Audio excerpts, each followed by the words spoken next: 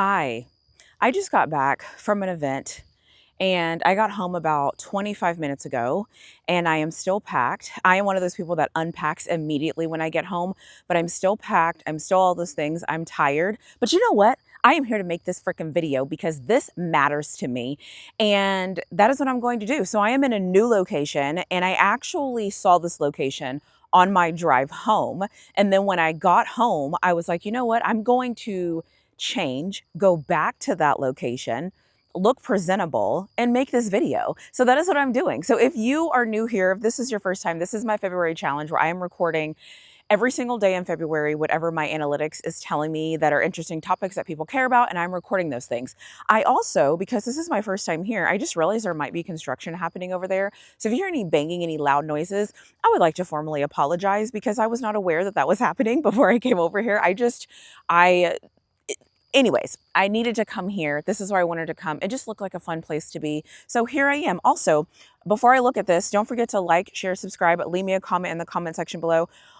All of those YouTube things, because I'm going to need to focus here because I am worried about these topics because I'm exhausted. And the hardest time to make videos for me is when I'm exhausted, because sometimes I struggle for my brain to work and sometimes I struggle to really make it make sense. I've been talking a ton, so I'm hoping that this video goes well, but let's just see what the topics have in store for me, because at this point, it is what it is. I'm here to record, so I'm going to record. That's just what we're going to do.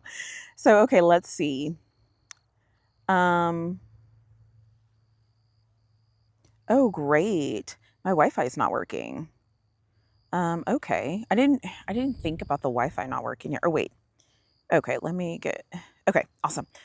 Sorry about that. That's what happens when you are trying to make sure you don't lose sunlight and you're also exhausted. So anyways, nobody cares about that. Let's get into these topics. All right.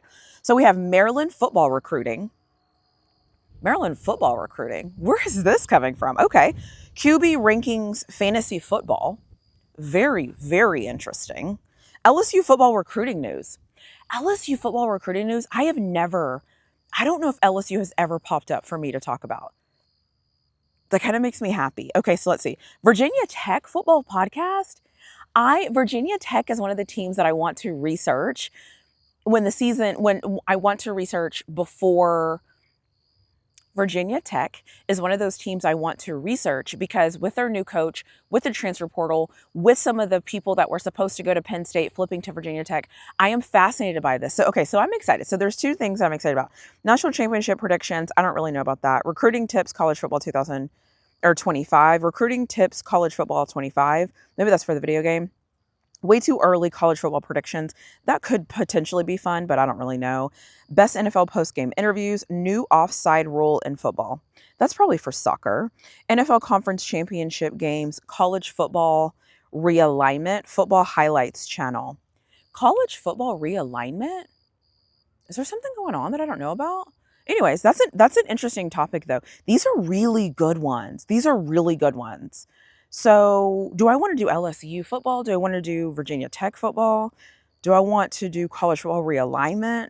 Do I want to do way too early?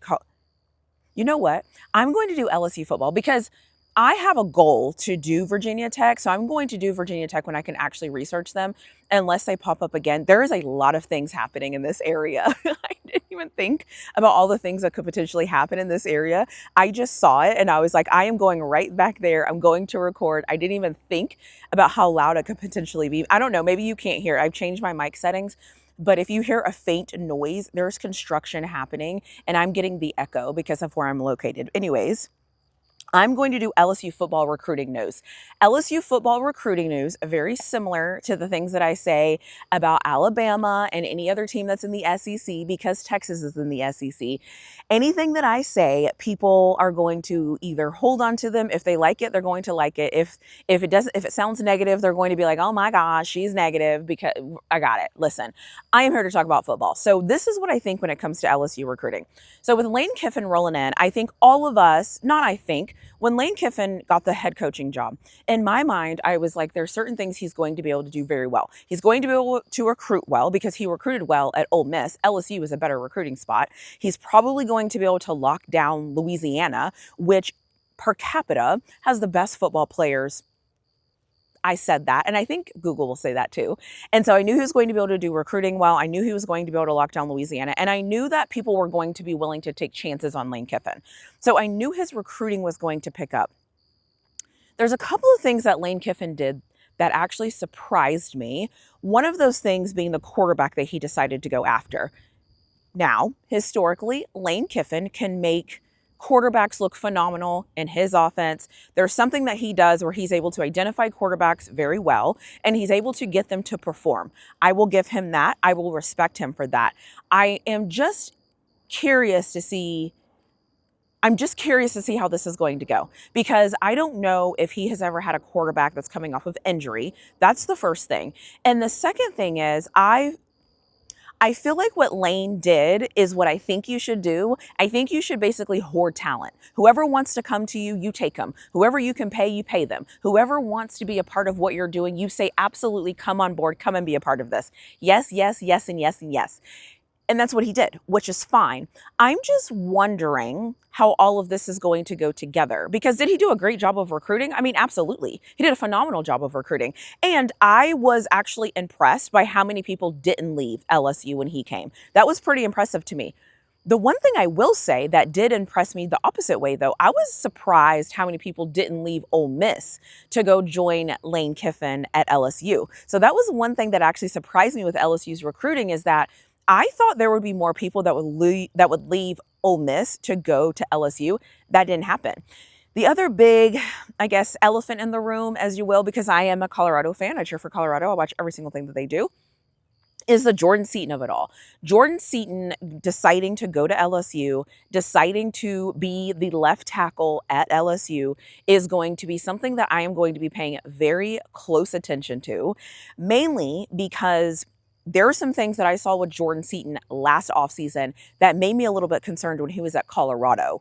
And then Colorado had the season that they had. I am not saying by any stretch of the imagination the reason why they had a bad season was for Jordan Seaton. That's not what I'm saying.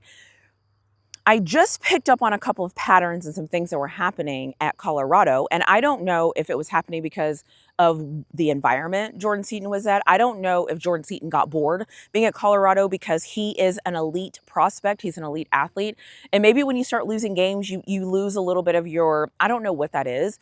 But Jordan Seaton going to LSU is one of the things that I'm going to be paying very close attention to this season, because I want to see how he performs at LSU. I want to see what that looks like. I want to see his development. I want to see, is he going to get better? Is he going to stay the same? What is he going to do at LSU? What is he going to look like at LSU? What version of Jordan Seaton are we going to get at LSU? We also know that Colorado didn't run the football a lot. And I personally feel like that could have impacted some of his decision to decide to leave Colorado, was that he wanted to do more run blocking. He wanted more run blocking on film. I can see that, but I'm very fascinated to see how he plays against the competition in the SEC. I'm very curious to see how he develops with the competition in the SEC. And then you bring in the quarterback and the way that he plays. Is his name Sam Levitt? I feel like his name is Sam Levitt. If his name is not Sam Levitt, somebody's going to let me know in the comment section below that that is not his name. I hope that is his name. But the way that he plays quarterback is going to be interesting to see how Jordan Seaton reacts to that, because this is going to be Jordan Seaton's third quarterback. So he had Shedeur Sanders. Last year he had really Caden Salters. They were doing a lot of weird stuff. So he had a multitude of quarterbacks. And this year, he should have the same quarterback all season. I'm very interested to see how he adjusts to having a different quarterback. How does he play with that? LSU is going to run the football. They usually run the football. Lane Kiffin usually runs the football. So I'm very fascinated to see what that is going to look like. And I'm just curious to see what Jordan Seaton, what Sam Levitt, and what Lane Kiffin is able to do with this LSU team. And how long is it going to take Lane? Is it going to be a year? Is it going to be 2 years? Is it going to be 3 years? Is he ever going to get to the promised land? What does success look like for Lane Kiffin? At this point, because Ole Miss was in the semifinals, you would like to think that he at least has to get there. But I don't know what success is going to look like for Lane Kiffin. What I do know is the way that LSU recruited in the transfer portal and the way that LSU recruited high school students there shouldn't be any fall off. They should still be a team to be reckoned with. There's people coming. So if they get in the shot, obviously, I will do what I need to do because they do have a little child that's running. So just FYI on that. But Lane Kiffin has everything that he needs to have in order to be successful. He has the athletes, he has the coaching staff that he wanted, he has the money that he wanted, he has all the things that needed to be successful. He has the entire state of Louisiana to recruit from, and he's a great recruiter. He's a great coach. So I'm very fascinated to see what Lane Kiffin is able to do this year. Those are my thoughts on LSU recruiting. So let me know what you think in the comment section below if I missed something. But what are you looking for LSU to do in 2026? I would love to know. So let me know what you think in the comment section below, and I'll see you in my next video.